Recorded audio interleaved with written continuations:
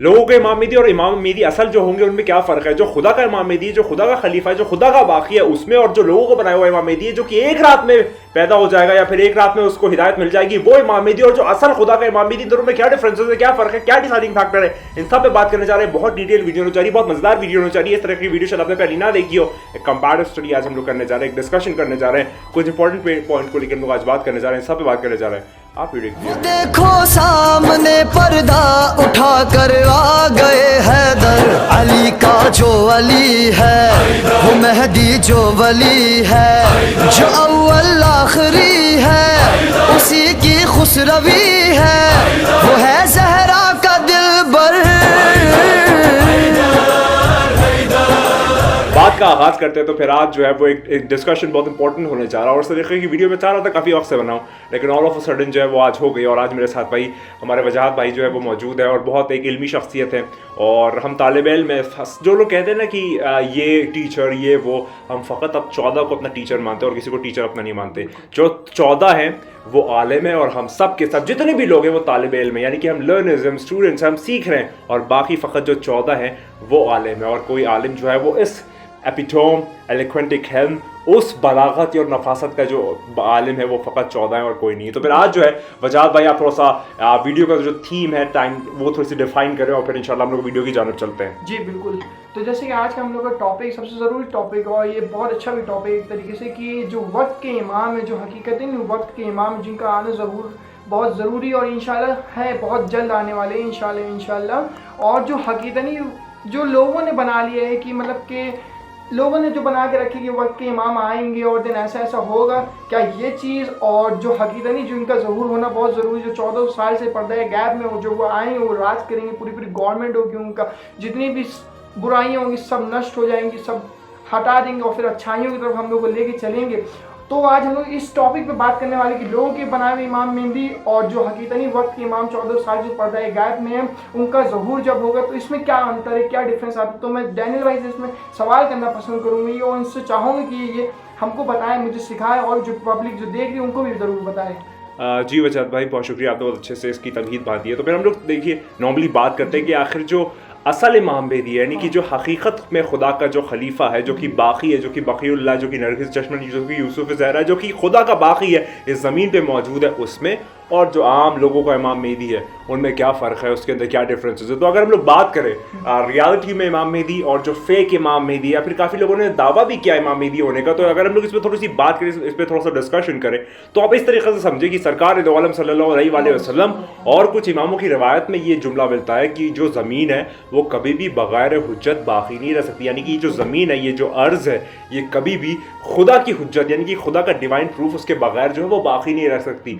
ये जो है ये एक लॉ है, ये जो है ये ज़रूरी चीज़ है, इसके बिना हर ज़माने में तभी खुदा ने हर ज़माने में पहले 1,24,000 पैगंबर भेजे और उसके बाद 14 मासूमीन भेजे, और जो 14वां है जो कि फाइनल है वो आने वाला है। अब आप इस तरीके से समझिए कि असल इमाम मेहदी है वो 14 मासूमीन में जो 14वां मासूमीन है, जो कि 12 इमाम है, 12वां इमाम है। कुछ लोग अब इसे यहाँ पर बहुत ज़्यादा इख्तलाफ करते हैं कि अरे 12 इमाम कैसे ये वो, तो शायद आप लोगों ने सरकार दो आलम सल्लल्लाहु अलैहि वसल्लम की एक बहुत इंपॉर्टेंट हदीस और रिवायत नहीं सुनी है कि वो फरमाते हैं कि मेरे बाद उम्मत मुस्लिमा के 12 खुलफा होंगे, 12 खलीफा होंगे। तो वो 12 खलीफा कौन है, वो 12 खुलफा कौन है, वो उनके नाम कहाँ से आप लाएंगे?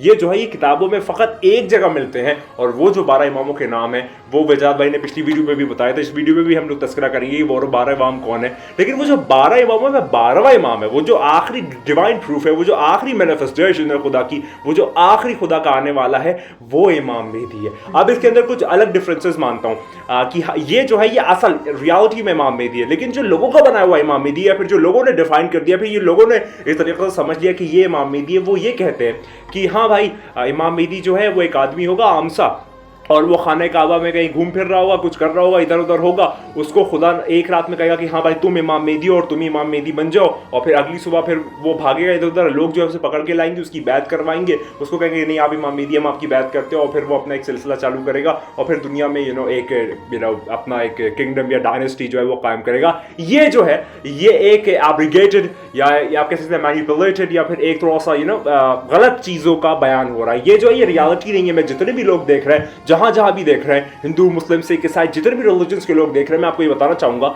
आप अलग अलग रिलीजन्स में अलग अलग नामों से जानते हैं। जैसे कि मैंने तस्करा किया भी था कि अगर आप बुद्धिस्ट है तो आप मैत्रेय कहते हैं, अगर आप पारसी है तो सशोरन कहते हैं, अगर आप टाओइज्म वाले हैं तो ट्री सेवियर कहते हैं, अगर आप हिंदू है तो कल की अवतार कहते हैं, और अगर आप मुस्लिम है तो फिर आप इमाम मेहदी कहते हैं। तो इमाम मेहदी का तसव्वुर या फिर इमाम मेहदी की जो आप कह सकते हैं रियलाइजेशन है रियलिटी में, वो समझना बड़ा ज़रूरी है। तो इमाम मेहदी वो नहीं है कि जो एक रात में बन जाएगा और हाँ भाई इमाम मेहदी है।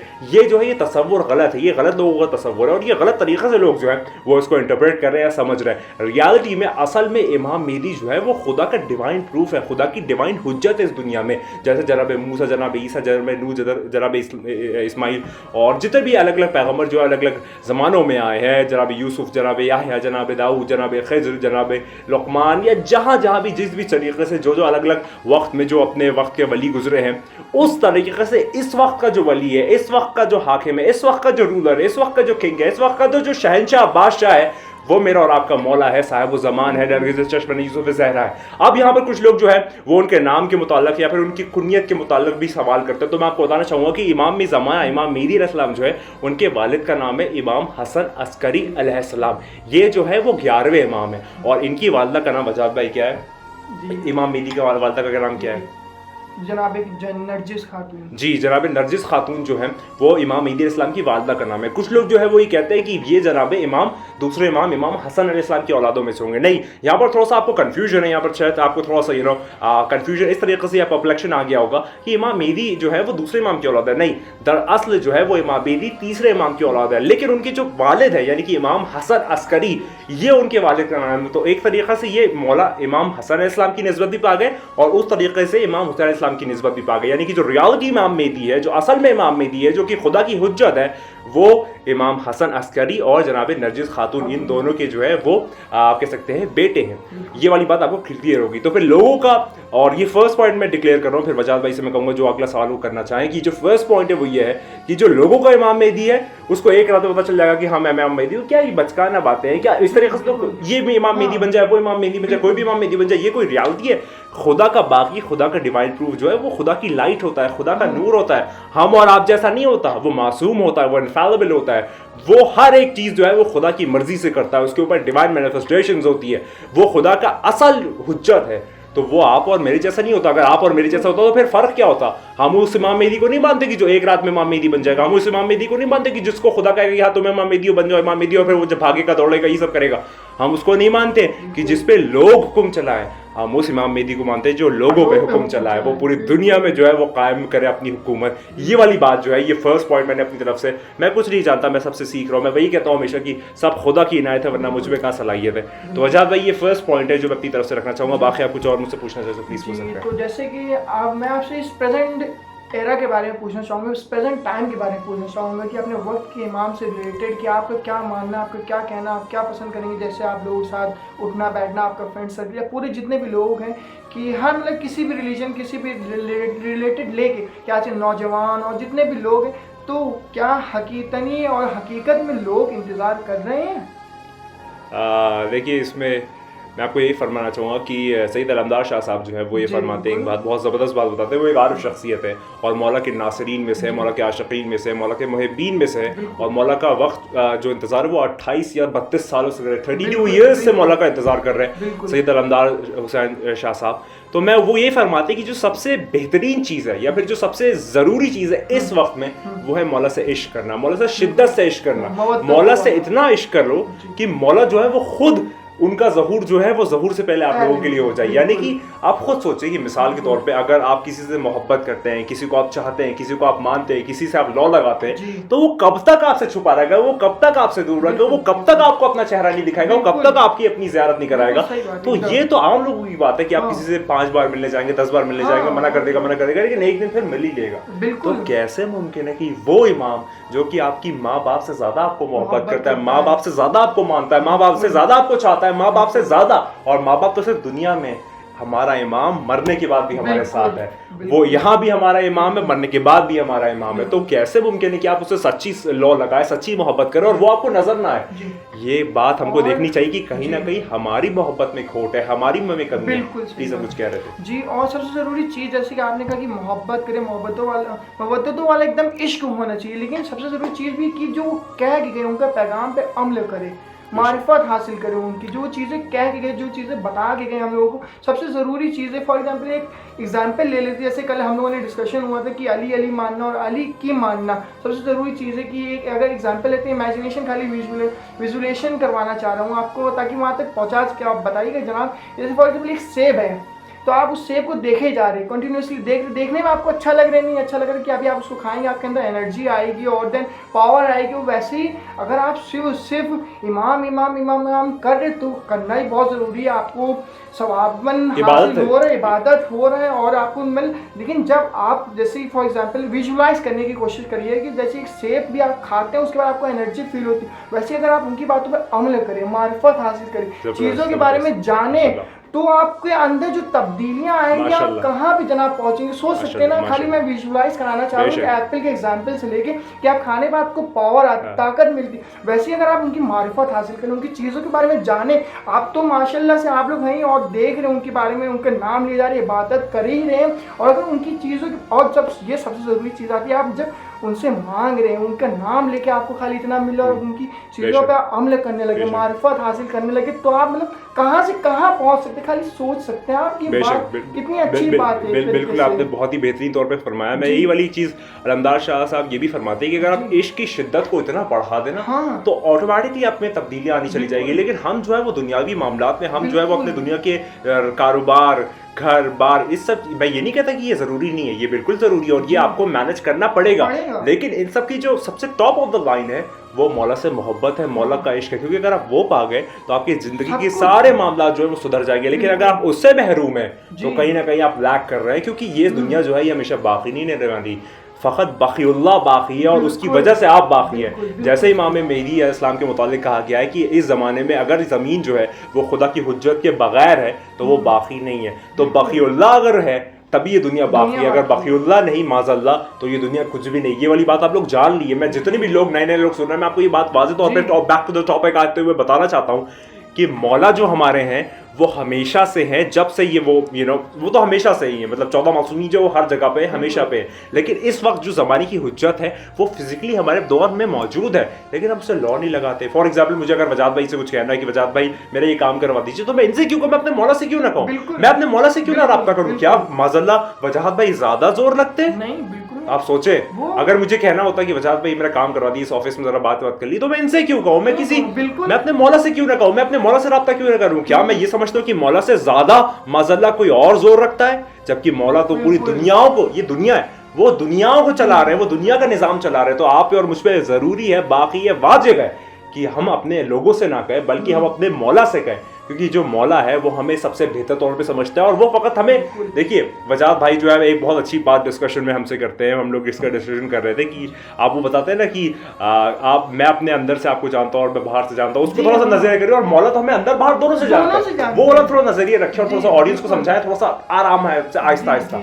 जैसे कि बहुत अच्छी बात है कि हम देखिए, जैसे रहता है कि इंसान सबसे ज़्यादा अपने आप को खुद से जानता है, लेकिन क्या ये हकीकत में इंसान अपने आप को जानता है या नहीं जानता है? सोचिए आप लोग। सबसे ज़रूरी चीज़ आती है, ये सबसे ज़रूरी चीज़, मेन चीज़ है जनाब, एक तरीके से फॉर एग्जाम्पल आप सिर्फ एक तरीके से अपने आप को अंदर से जानते हो, और अंदर से इस वजह से जानते हैं क्योंकि आप किसी के दूसरे के बारे में क्या सोच रहे, क्या बिलीव करते, कि आप उसके बारे में क्या जानते, आप जानते, लेकिन अगर सामने वाला नहीं जानता है तो फिर आप सिर्फ अपने आप को अंदर से जोड़े। और बाहर से बात ये रही कि अगर आप बाहर ज़ाहिरी तौर से अगर किसी इंसान को जानते हो, उसके नाम से जानते हो, उसकी शक्ल से जानते हो, उसके फेशियल एक्सप्रेशन, उसके लुक से जानते हैं, लेकिन आप बाहर से अपने आप को नहीं जानते हो। मिसाल मैं ये देना पसंद करूंगा कि फॉर एग्जांपल हम डैनियल भाई एक शीशे के सामने जाते हैं, ठीक है, और अगर मैं डैनियल भाई को यूँ छूता भी हूँ तो इनको अभी महसूस हो रहे हैं, जरा आपको महसूस, लेकिन जो शीशे में हम लोग अपने आप को देख रहे हैं, हम डैनियल भाई वहाँ पे भी शीशे के पास भी है, जो उसको क्यों नहीं महसूस हो रहा है, उसको क्यों नहीं पता चल पा रहा? क्या ये एक धोखा है खाली?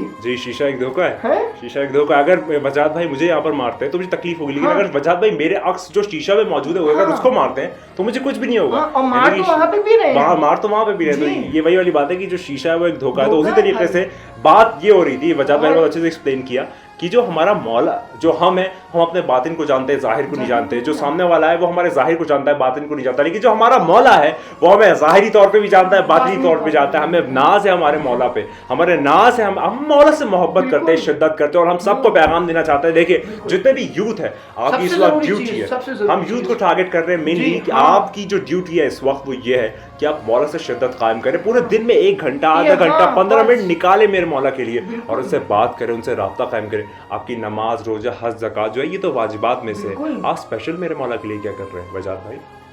बिल्कुल जनाब, एकदम हकीकत है। एक तरीके से अगर मैं अपनी बात करूँ ना जनाब, तो मैं भी कितना अपने मौला को याद कर रहा हूँ। क्या दिन भर में 1 घंटा उनको दे रहा हूँ या नहीं दे रहा हूँ? इंसान अपने आप को बहुत अच्छे अपने खुद से सवाल करे जनाब। आप लोग जितने भी लोग दे रहे खुद से सवाल करो, खुद से पूछे क्या हम लोग 1 घंटा भी नहीं 5 मिनट दे रहे अपने वक्त के इमाम को? सोने से पहले उनको सलाम कर रहे, उठने से पहले उनको सलाम कर रहे, या जो गलती हुई है वो उसके बारे में देख रहे कि आज क्या हमारा मौला हमसे नाराज़ हो गया है? नाराज़ तो नहीं है, कोई ऐसा काम तो नहीं कर दिया मैंने कि किसी का माल तो नहीं हड़प लिया, किसी की बुराई तो नहीं कर दी। देखिए ज़रा सी बुराई इंसान को बहुत दूर लेके चली जाती है। और एक और बात वजात भाई से मैं कल डिस्कशन हो रहा था, वजात भाई मुझे बता रहे थे कि वजात भाई अगर कहीं पे भी मौला के मुतालिक बात करेंगे, मौला के मुतालिक कुछ बताएंगे तो लोग कहते हैं भाई अब तो मौलाना बन गए। ये क्या जाहिलपन है जनाब? ये बताए ये मतलब ये तो कोई चीज मतलब सेंस क्या दीन की तालीमात फकत मौलानाओं पे वाजिब है, हम पे वाजिब नहीं है? क्या हम मौला को मानने वाले नहीं? क्या हम 14 को नहीं मानते? अगर वो भी मेंबर से आपको इल्म दे रहे तो किस लिए दे रहे? ताकि आप नॉलेज हासिल करें, उनकी मारिफत हासिल करें ना, इसलिए दे रहे। तो फिर ये क्या कि अगर आजकल नौजवान या कोई भी इंसान बच्चे से बच्चा कुछ कर रहा है तो क्या आप मौलवी बन गए, आप तो पता नहीं कहाँ पहुंच गए? तो आपका भी फर्ज बनता है कि आप चीजों को जानो, डिस्कशन करें, कमेटी बैठाए, पूरी बहस डिबेट करें, उसके अंदर नए क्वेश्चन आएंगे, निकलेंगे, उसमें बहस होगी, नॉलेज हासिल होगी। ये कुछ नहीं होता है। ये जो लोग कहते हैं ना, पता नहीं ये क्या है। मतलब ये वजाद भाई को भी कल कुछ लोग जो है तारीफ के तौर पे कह रहे थे, लेकिन मैं ये सोच रहा था कि जनाब कि ये अच्छी बात नहीं कि अगर कोई मौला की बात करे तो भाई ये मौलाना हो गया है। फ़कत मौलाना पे फ़र्ज़ नहीं है कि वो मौला की बात करे, हर एक मौला के मवाली और हलाली पे फ़र्ज़ है कि वो मौला की बात करे। अगर हम लोग यहाँ बैठे भी, हम लोग का मकसद क्या है कि हम लोग की जो इल्म थोड़ा बहुत भी हम लोग इल्म, उस इल्म से हम लोग आपको मौला के करीब लेके चल सके। ये ना कि आप लोग हमारी तरफ आए, सबसे ज़रूरी चीज़ हमारी तरफ कुछ नहीं, हम लोग तो कुछ नहीं, हम लोग तो एक दिन बस इस दुनिया में आए चले जाएंगे, लेकिन जो आखिरत हम लोग को अपनी डेवलप करनी है तो मौला की तरफ हम लोग चाह रहे हैं कि जितने नौजवान, जितने हम लोग सिर्फ मौला की तरफ तवज्जो हो जाए, उनके करीब रहे जनाब। जितने लोग जैसे कि अभी हमने थोड़े दिन पहले एक लखनऊ में मीटिंग की थी और मैंने कहा भी था कि आप लोग जो है वो छोटे छोटे ग्रुप्स बनाए, जैसे कि आप अलग अलग शहरों में रहते हैं, मुंबई, दिल्ली, बैंगलोर, या फिर अगर इंडिया के आउट ऑफ इंडिया जहाँ भी आप रहते हैं, ऑस्ट्रेलिया, अमेरिका, फ्रांस, तो आप छोटे छोटे ग्रुप्स बनाए और मौला के मुताबिक बात करें। आप खुद देखेंगे कि वो ग्रुप जो है वो कब बड़ा होता चला जाएगा और मौला के मुताबिक लोगों को और ज़्यादा मारिफत हासिल होगी।